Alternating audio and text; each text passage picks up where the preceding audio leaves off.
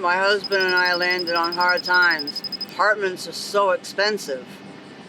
I mean, they're like $900 and up. And rooms for rent, they're even higher. I don't understand how people are supposed to make it. You know? We live in a daggone tent. When it rains inside my tent. It's just nobody will give us a chance. All we're asking for is a chance. Not a hand out, but a hand up. There's a difference, you know? How long have you been married for? My husband and I have been together 21 years. We've been married 14, almost 15 years. Okay. And he just recently got diagnosed with bone cancer. Okay, and is that what threw you guys into hard times, or what? Yeah, that amongst the rents and everything. Nobody will rent to homeless because they don't trust them. Sure. But, I mean, I'm not a thief. Neither is my husband. I'm not a liar. Neither is my husband. It's just nobody will give us a chance. All we're asking for is a chance. Not a hand out, but a hand up. There's a difference, you know? And people, they just don't get it. I'm here on Mondays and usually on Fridays. Saturdays if I can get here. And then I don't have to come on Monday. But I mean, Father's Day was yesterday. You know what my husband got? Nothing. Not a thing. And I felt like a piece of crap. Because it's the first year since we've been together that I haven't been able to get him anything. So you guys have kids together? No, okay. No. We were pregnant a long time ago, but I miscarried. Okay. So, but we do have children. He's got one by a previous marriage, and I've got 3 by a previous marriage. So how long have you been sitting out here? Not just today, I mean like in general, how long have you been homeless for? I've been homeless for about 6 months, but I've only just recently started coming here because of my husband. He doesn't like coming here all the time, and I can't blame him. I mean, you got to swallow your pride and your dignity, you know, in order to do this. And people, they throw stones, they throw food at you. They cuss at you. They tell you to get an effing job. Give me one. But with my arthritis and everything, I'm a liability. Nobody's going to hire me. So it would be hard for you to get a job? Extremely. I can't stand. I mean, I've had both of my legs operated on. This one I just had a total knee replacement on. I can stand for maybe 3 or 4 minutes at a time. And then I have to sit. So what kind of job do you think would be good for you? I have a hard time. I was working at the tent there for a little while. I gave him a false address just so I could work and make a little bit of money that way to help my husband and I out. Stuff in envelopes. But the papers, they got stuck together. It's hard for me. My hands, they don't work right. I want to be able to do things, but because of my disabilities, I can't. I cannot. So what were you doing work-wise, and what was your lifestyle like before you were homeless? Before I was homeless, it was great. I was up in Maine. I was working in a shoe factory. Down here, let me see, I've dug trenches. I've dug holes. I've worked on construction sites, moving lumber from one spot to another just to keep my behind busy. And I got paid for 8 hours, even though I was only there for maybe 3.5. Because the bosses liked me. I never got a do not repeat. On all my tickets, they always wanted me to come back. Because I worked circles around the guys. The guys would stand there and look at me holding up shovels. I'm like, come on now, y'all. Pull your weight. And then what was your lifestyle like? Did you have a house? Where did you live? We had an apartment, and then I got sick. And then my husband had to start staying home more and more to take care of me. What'd you have? I've got rheumatoid arthritis throughout my entire body. I've got holes in the bottoms of both of my feet. that don't heal. They form calluses. The calluses are rock hard. It's like walking on a rock all the time. Every step hurts. They want to operate on my feet, but the doctor scared me. He told me if I got an infection, I could lose my entire leg. Okay, operation out of the question. I'm scared now. So now I do this. I wish there was something else I could do. There just isn't anything out there for me. There just isn't. Do you think the system should be helping you somehow? Yeah. How so? I think, well, Vero has one homeless shelter, but you have to be a family. I don't have any children, so we don't qualify.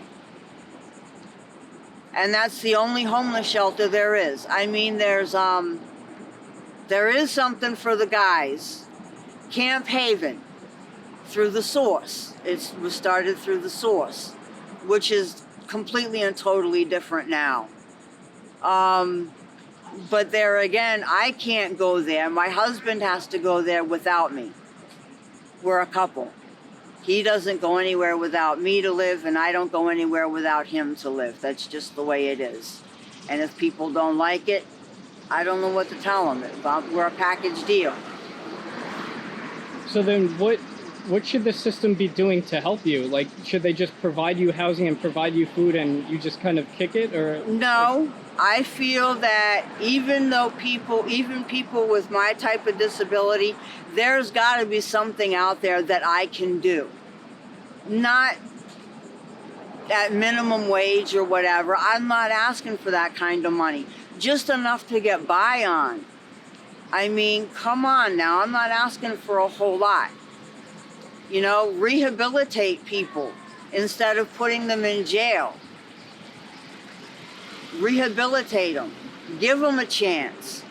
I mean, you'd be surprised at what the homeless people can do. I mean, we've got geniuses out there. People that used to be stockbrokers. People that used to have their own businesses and everything. And then for whatever reason, they don't have it anymore. And do you see that a lot of people who are on the streets, is it mostly health, or is it mental illness, or is it addiction? Like what? It's a lot of it is mental health. A lot of it really is, because they don't know what to do with us. I have mental issues and everything. There's just, you know, and when the cops approach me, I lose it. I get very panicky. Sometimes I get combative. I don't mean to. It's just I'm bipolar, and they don't know how to deal with people like that. They just don't. They need to be more patient with us. So what do you eat on a daily basis? Whatever I can get my hands on. At times I've even dug in dumpsters, for crying out loud. Yeah. You have to put your pride aside. I swore that when I was a kid I would never eat out of a dumpster. I've done it. What was your life like when you were growing up? Did you have two parents in the home? Did you grow up in a house? I grew up in a house. I had two parents, but it was very abusive. Very abusive. How so? Beatings, eating cat food instead of human food, eating dog food off the floor, going to bed hungry for days at a time. I got locked in the wine cellar once. I was only 7 years old because I didn't want to do my phonics. It was summertime, for crying out loud. Let me be a kid. Let me go out there and run and play, get dirty, for crying out loud. No, we had to study year round. I got tired of it, so I ran away a lot. How old were you when you first ran away? When I first ran away, I was 9. Then I ran away again when I was 10. Then I was removed from the home when I was 10 because of the type of abuse that was going on. I mean, you name the abuse and it was happening. It made me feel like I just didn't want to be there anymore. Anywhere had to be better than where I was at, because where I was at wasn't a good place.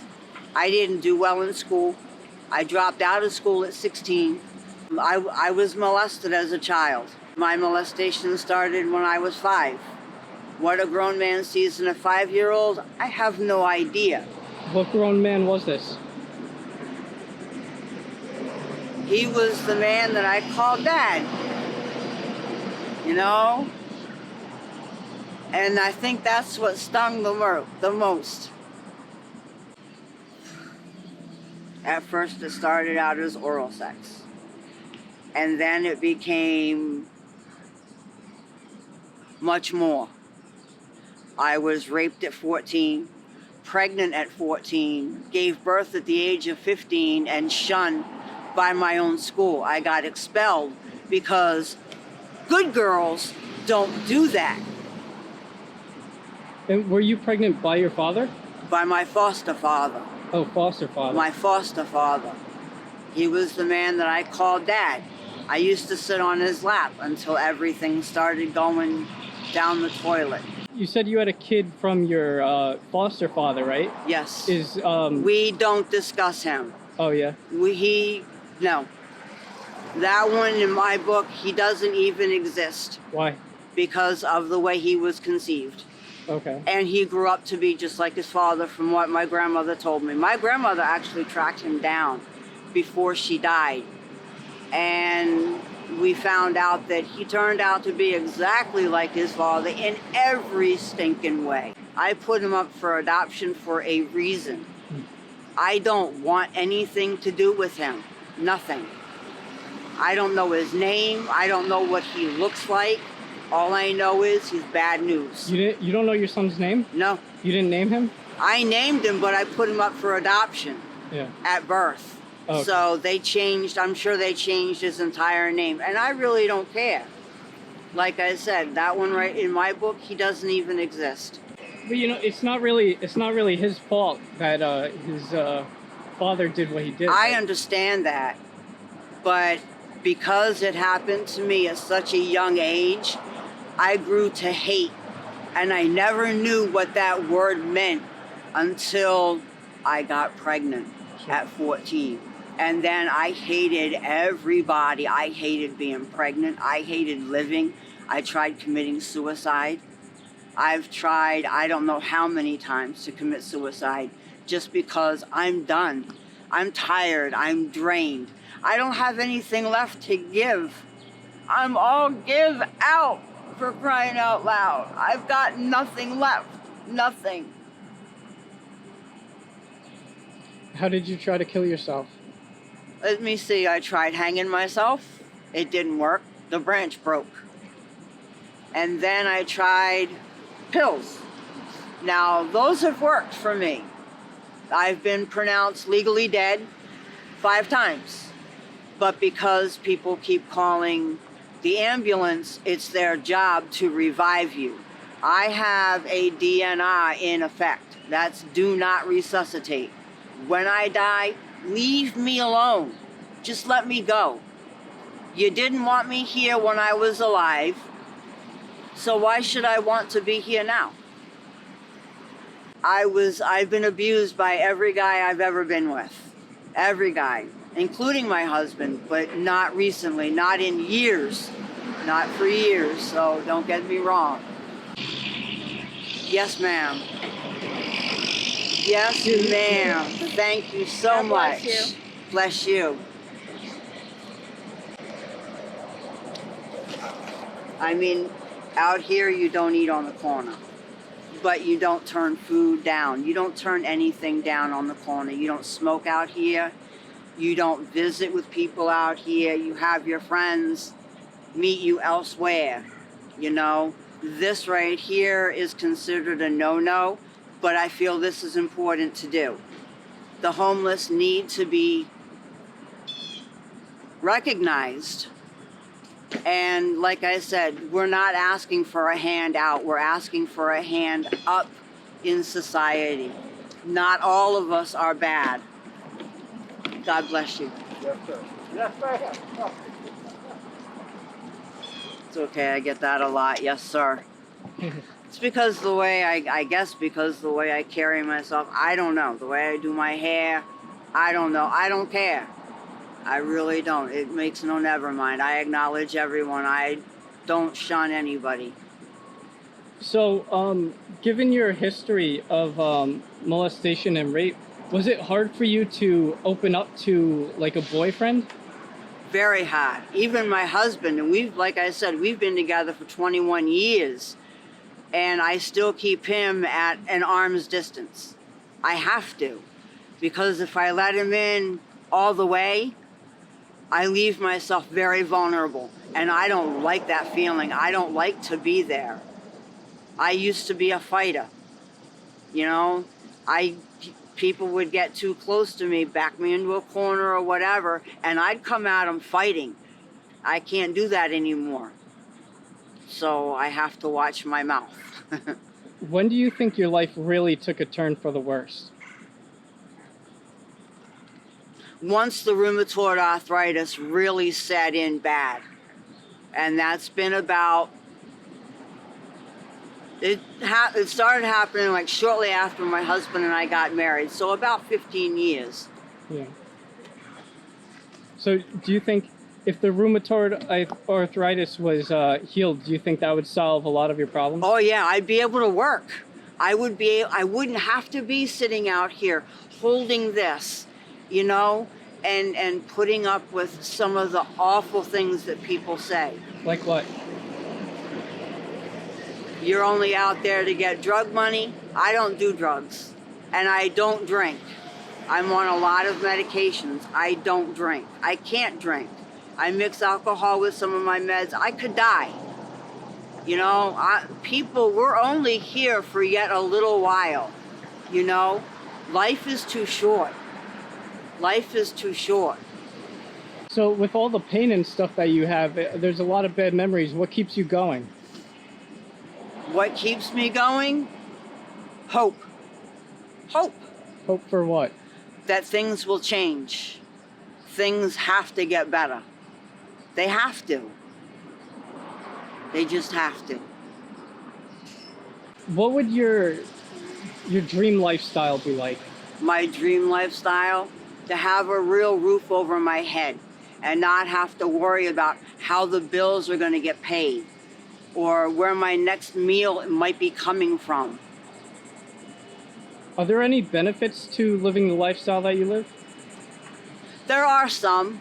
There really are. You don't have to deal with, because I live in the woods, I don't have to deal with people living on the other side of my wall, turning up music, playing it really loud. I don't have to listen to people fight and argue. I just don't have to listen to it. And I love it like that, because I'm tired of fighting and arguing. I'm too old. I'm too old for it. So, you know, you were saying earlier that, you know, if your rheumatoid arthritis was healed, that would help you out. But what can just the average person who's passing by you do to help? What helps you the most? What helps me the most? A smile. A kind gesture. I mean, that sounds great, but I mean, wouldn't $5 help you out more than someone smiling at you? Yeah, but you know, people, they don't like to give to the homeless. They don't. So Why not? Because they feel that they're giving their hard-earned money, their retirement money, their pensions, their job money that they work so hard for, to somebody that might go buy alcohol or somebody who might go do drugs. They don't know. Once they give that money over and everything, it's not their responsibility anymore. It's not theirs.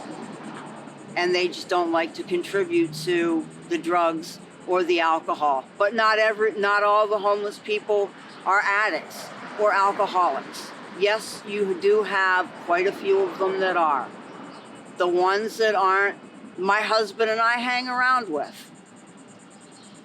They're very far and few between. But I don't want to be associated as being a drunk or an addict. I just don't.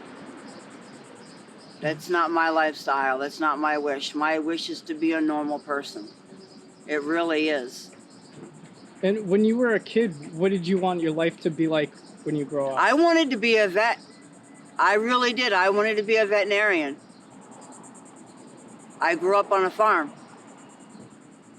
And what do you think is one of the best things in life? One of the best things in life has to be being married to the guy that I'm married to. Because no matter what I do, he understands and he's there for me. He doesn't turn his back.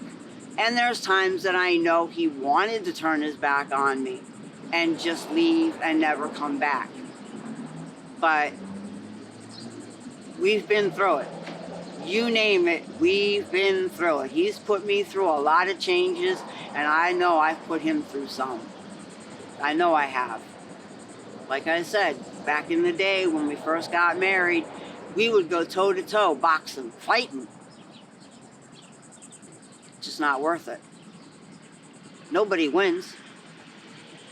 If you don't have to be homeless, don't. Keep your jobs. Keep going to school. Education is everything. Everything. I wish I had stayed in school. If I had known then what I know now about the way my life turned out, I would have stayed in school and been smart. This is the Eternal Human Project. I am Fossil 121.